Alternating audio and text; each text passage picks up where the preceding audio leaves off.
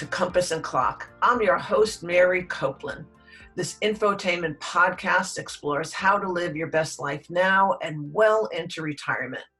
We'll discuss topics in financial planning, housing, and insurance.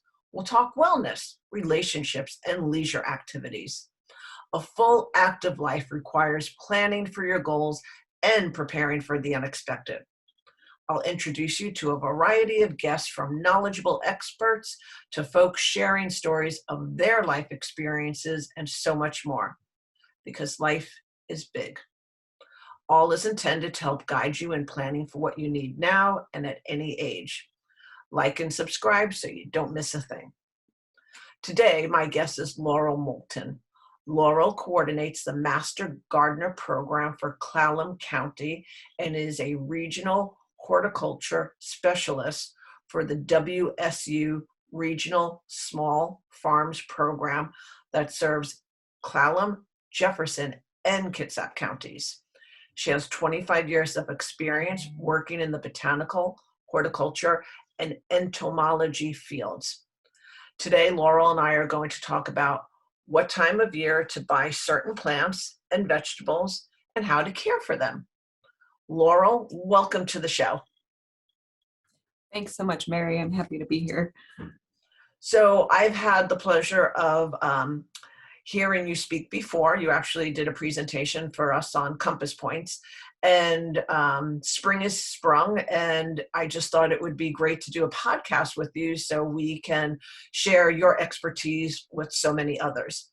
So my first question for you, as I said, since we're in May, are what types of flowers can someone buy for the outdoor hanging baskets and planters right now? Yeah, this is the time of year when everybody's got spring fever and all those flowers are gorgeous and showing up at the nurseries. So if you're thinking hanging baskets, you've got a lot of choices, but you want to make sure that you know where you pay attention to where your basket is going to be, shade or sun or, partial shade, something like that. If you're doing shade, I would go for fuchsias. They're gorgeous and they hang really well. Hummingbirds love them. You can also do lobelia, coleus, and begonias.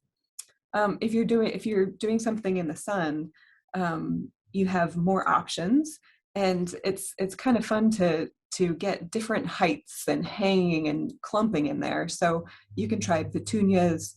There's ivy geraniums and upright geraniums, calibrachoa, alyssum, lobelia, verbena, and all sorts of other things. But one thing I'd caution is, just because it's in the nursery now doesn't mean that it's safe to go outside right away. So just pay attention to taking the plants directly out of a greenhouse and putting them right in the sun, or buying plants, right when they get into the nursery, because oftentimes there's things for sale because people know that you're going to buy them, even if it's not the right time of year. Okay. So if we stay on this theme for a moment, what about vegetables and herbs? What can somebody be starting with right now in May in that arena? Yeah, there's so much you can do in the vegetable garden right now. The weather's still cool, so it's still great for greens. If you're interested in doing squash or cucumbers, it's about time where you could start planting squash seeds outside, but cucumbers, you still want to start inside and put those out closer to June. You can start putting your beans out. For some of the pole beans and the bush beans, you could wait a little bit longer until June. These are warm weather crops, and so if you put them out too early, you're just not going to get good results. You can do cabbage and broccoli. You can plant beets and carrots, and you can even put your tomatoes out, but make sure you keep them covered for a while. What do you mean by covered? Well, tomatoes and peppers and eggplants, things like that are really, they're tropical plants. And so right now in Western Washington, in most places, it depends on your microclimate. It's just a little bit too cool for them. You can put them out, but usually they'll just kind of sit there. If we get a cold snap, they could rot. So it helps to put a cloche over them. It could be a floating row cover. It could be a plastic hoop. It could even be a water jug with the, those office water jugs with the bottom cut out. Those are all good options. Of course, a greenhouse works well too. Okay. And in the hanging baskets and flowers, you were talking about cautioning how soon to put them out and the vegetables and herbs. You and I were having a conversation about how do you even know which are the right ones to buy? Just because something's on sale might not necessarily mean that that's the right plant for you. So do you have any rule of thumb to help us with, educate us on how to actually shop for these vegetables, herbs, flowers, etc.? Yeah. Well, first of all, experimenting is great with gardening. I mean, that's where I learn the most. So in some cases, why not just buy it and try it and see what happens? But it does help to buy your plants from a nursery that, they specialize in plants. There's oftentimes grocery stores or pharmacies or hardware stores that have plants, and they may not have the expertise. So if you shop at a local nursery, you'll have somebody to ask and get recommendations there. Oftentimes nurseries will even put up signs, if it's too early for their flowers that go in baskets and containers to be outside. Oftentimes they'll keep them in the greenhouse. That's why they look so gorgeous right now, because they've had that extra heat. So they may have a sign that says, hey, wait a couple weeks to put these outside or keep these protected. Okay. And I was going to ask you about the warmer weather now, as we're getting into warmer weather here in the Northwest, which is where we are doing this recording.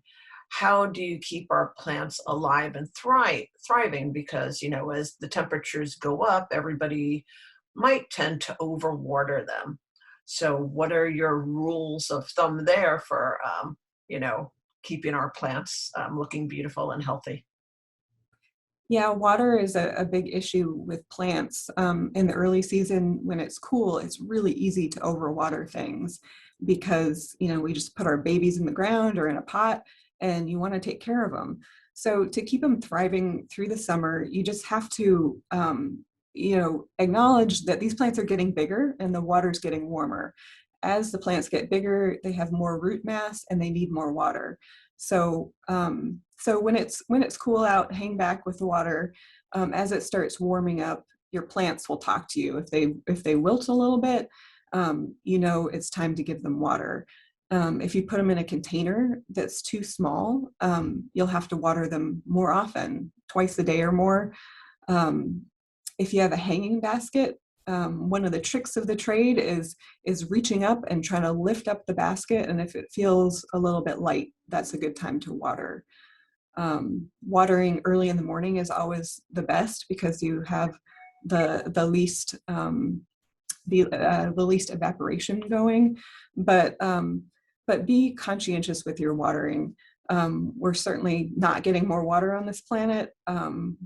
The times are getting hotter. And we really need to be conserving. So in addition to paying attention when your plants are starting to droop, or if they're feeling lightweight, you can also stick your finger in the soil. If it's dry in the top inch or two, it's about time to water. Okay, so in addition to watering to keep them alive and thriving, do you have any home remedies? Like one of the things you just said is the size of the pot. So should somebody, if they're buying starters at the nursery, what kind of soil should they be using? Is there different soils for flowers versus herbs, etc.? Yeah, soil actually is very important in containers. You don't want to just go get garden soil out of your garden, because when something's in a container, it's an artificial environment, and it's very important to have good drainage. It's also kind of important to have a lightweight media, particularly if your basket or your container is hanging up. So any of the potting soils that are sold in the store, they typically have perlite, which helps with air spaces and drainage. And then they'll have organic material in there, and those are great for containers. Those potting soils often also already contain fertilizers, so pay attention to that, read the ingredients.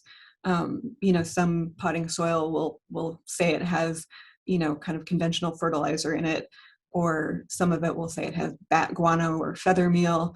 All those things are fertilizers. So you'll get a good start with that potting soil, but you need to keep an eye on your plants through the season. And if they start getting yellow or they're not growing, as lushly as you'd like, you might try a little bit of liquid fertilizer. The other thing you just brought up is the container size. A mistake that a lot of people make when they're new at this is buying containers that are too small. When you plant a container in a pot, that soil that's in the pot is all that plant has to keep it alive, to hold water, to hold nutrients, and give it what it needs. You're going to be a lot happier if you choose a bigger container. If your container is too small, you're going to be watering it twice or more times per day and struggling to keep it looking good. Also, your plants will get their size depends on the size of the container too. So if you put it in a container that's ultimately too small, your plant won't get as big. Your containers won't spill over and be as lush as if you had more media for them to feed on. Are there different types of containers that you recommend for flowers versus vegetables and herbs? And do they all get the same soil, a vegetable and herb versus flowers? Yeah, in a container, using the same soil is just fine for vegetables and for herbs. I'm glad you brought up vegetables and herbs, because if you're doing a container garden, it's really fun to add something edible in it. So, if you're doing a display container and you've got petunias spilling over the side and some alyssum, why not stick a tomato in the middle of it? That's kind of, try something new. Vegetables and herbs don't just need to go in the vegetable garden. There's certain herbs that do well in a containers, but won't play well with other plants.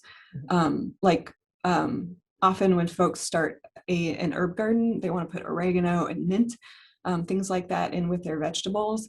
Those two plants in particular are kind of beasts. So those are better off on their own. They spread and spread and spread. So that was oregano and mint. Mint in particular, because it's got the underground stems that just take off. I see folks when they make vegetable gardens too, people want a corner with herbs, and you'll almost always regret putting mint in your vegetable garden. That's a good one to keep in a pot somewhere else.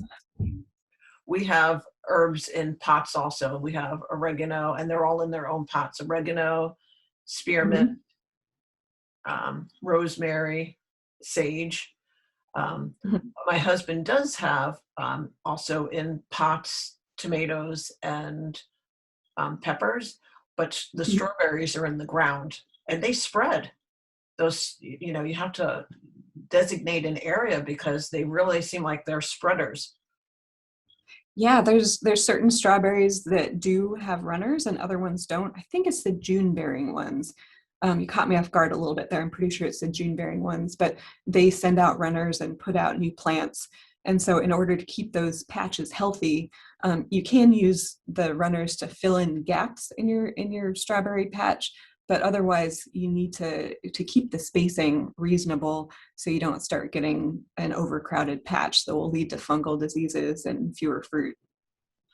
So as people are starting their gardens now, whether it's floral, vegetable, herbs, strawberries, etc., I'm losing my train of thought here because we have deer. So do you have tips for people on how, that now that they've put all this time and energy into it and an investment, how to keep predators away from it, whether it's slugs or deer, etc.? Yeah, that's the $1 million question. With deer flat out, your best option is a tall fence.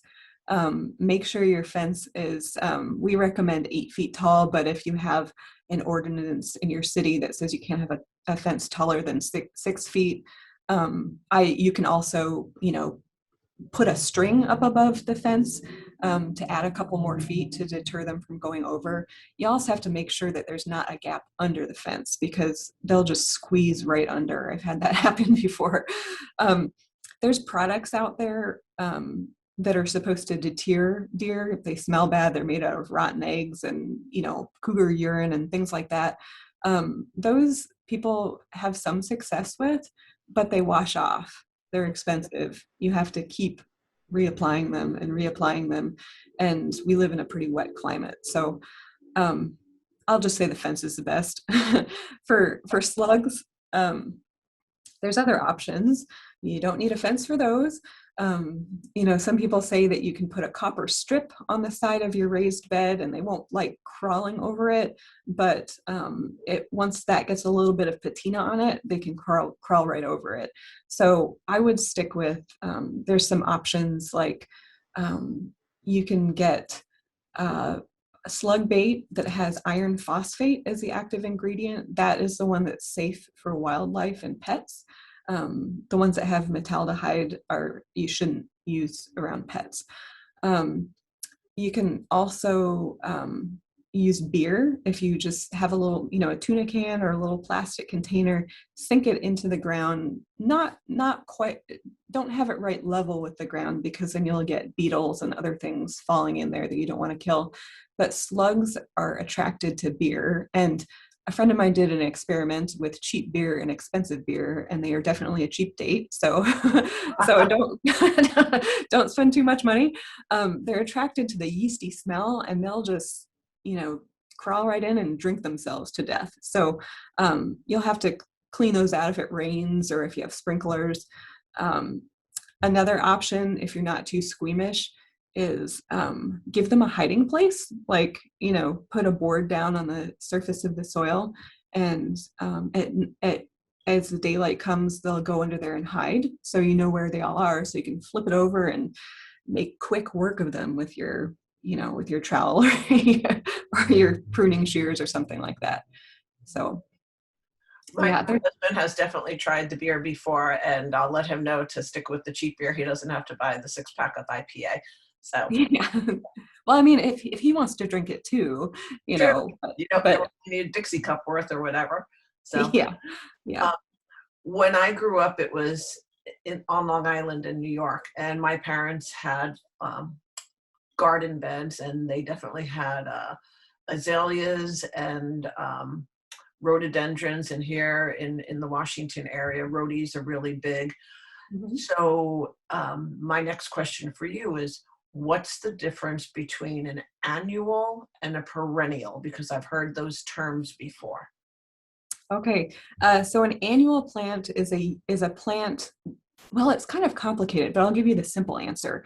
An annual is a plant that goes through its whole life cycle in 1 year, from germinating all the way to setting seed, and then it dies after it does that. Although we like plants for, something pretty to look at, the real function of plants is just to produce more seeds. So an annual does that in 1 year. The complicating thing is that a lot of plants that are sold as annuals here are actually perennials in much warmer places. An interesting example is a tomato. You'd never think those were perennial, but they are in tropical areas. Here we treat them as annuals, so they won't live more than a year here unless you have a fantastic greenhouse.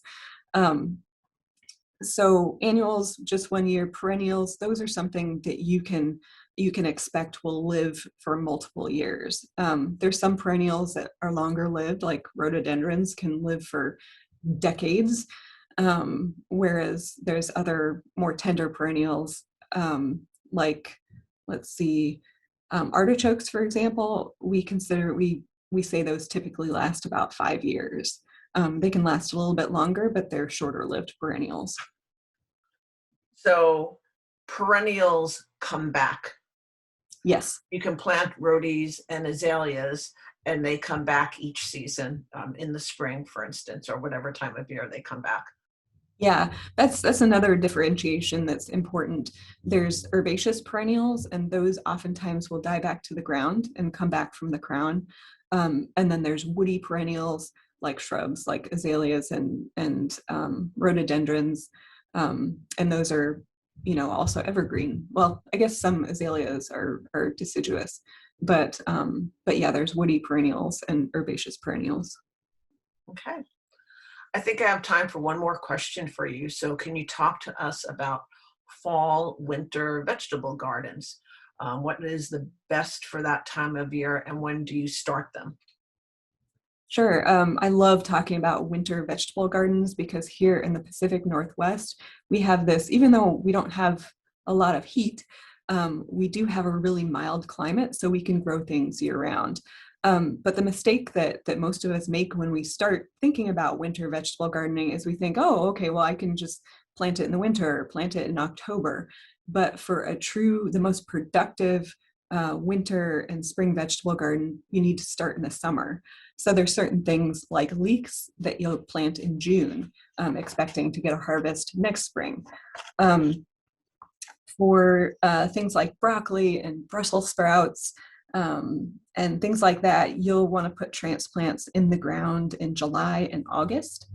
And there's certain cole plants like cauliflower that you can even put in as late as October. I just went to a friend's garden and he had these gorgeous heads of cauliflower right now that he could harvest, when everybody else is thinking, oh, it's time to start the vegetable garden. And he said, well, I put in those starts in October. And so just think about that, broaden your horizons, try to experiment. And if you need a guide for this Pacific Northwest region, my favorite chart is one that West Coast Seeds offers. It's a seed company in British Columbia. So if you go to their website and you look up their planting charts, you'll find a winter planting chart, and that's really good to get you going. Oh, good tip. Yeah. Well, you are a wealth of information, and I'm sure we can keep talking more and more. So maybe we'll have to do another podcast or two. But for today, I want to thank you, Laurel, for all the wonderful gardening tips for myself and our listeners. And thanks for sharing them with us. And do you want to share your contact information, the best way that people can reach out to you should they have questions, your website or something, or a phone number? Sure. You can reach the Clallam County Master Gardeners at extension.wsu.edu/Clallam and look for the Master Gardener link. You can send plant questions to plantclinic.clallam@gmail.com to reach our clinicians. I can be reached at laurel.moulton, MOULTON, at wsu.edu. Great. Thank you so much, Laurel. And to our listeners, thank you for spending another 20 minutes or so with us, and we'll have a new episode for you next week. Take care. Bye-bye. Thanks so much for having me. It was a pleasure.